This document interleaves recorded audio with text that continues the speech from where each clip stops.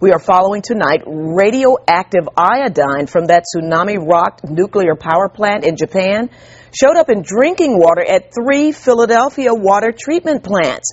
The discoveries were made at the Queen Lane, Belmont, and Baxter water treatment plants, but the Environmental Protection Agency says the water is not dangerous.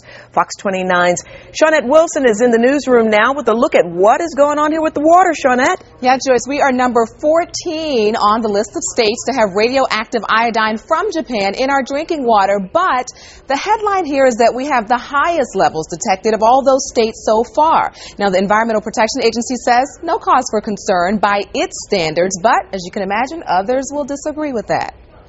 For those who say this is below permissible limits or safe limits, there is no safe limit. All radiation is harmful, even at the lowest doses. Joe Mangano with the Radiation Health Project isn't surprised that radioactive iodine from Japan is showing up in drinking water here in Philadelphia, but he is concerned. The amounts are the highest from Japan detected here so far in the United States. It's a tricky thing to get your hand on. First of all, there's nothing to see, there's nothing to hear, there's nothing to taste or smell. Radiation is in the air and in the milk and the water, but you can't see it unless you detect it. So there's sort of a tendency to push it aside. The report from the EPA states 3 drinking water samples from here at the Belmont Treatment Plant, Queens Lane, and Baxter contain iodine 131. But the EPA says the sample is still below its maximum containment level for iodine. Mangano warns, though, not to assume that means it is harmless. The reality is, this is the water we drink, cook with, and bathe in. Cancer is the first one.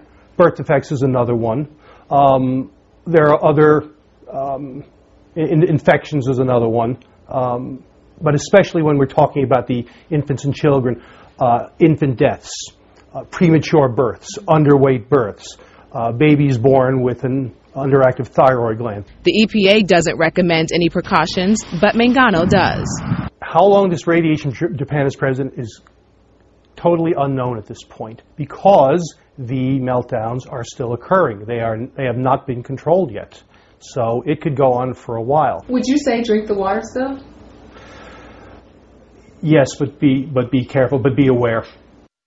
All right, so Mangano's wife is a nurse. She looks at it from a different perspective than scientific. She says filters on everything. Even before the fallout from Japan, she would recommend them, Joyce, but even more so than now. Well, Shawnette, it's detected here in the drinking water in Little Rock, Arkansas. Right. There are reports of that radioactive iodine showing up in milk there. What next? Good question. Who knows? Because the situation in Japan, as you know, still isn't resolved. Mangano told me iodine 131 in U.S. air and precipitation in March, 20 times greater than normal because of releases from those meltdowns in Japan. So no matter how small the levels, we've heard this time and time again, effects of radiation often take years to show up. So be aware is the key. All right, be aware indeed. Shawnette Wilson, thank you so much from the newsroom.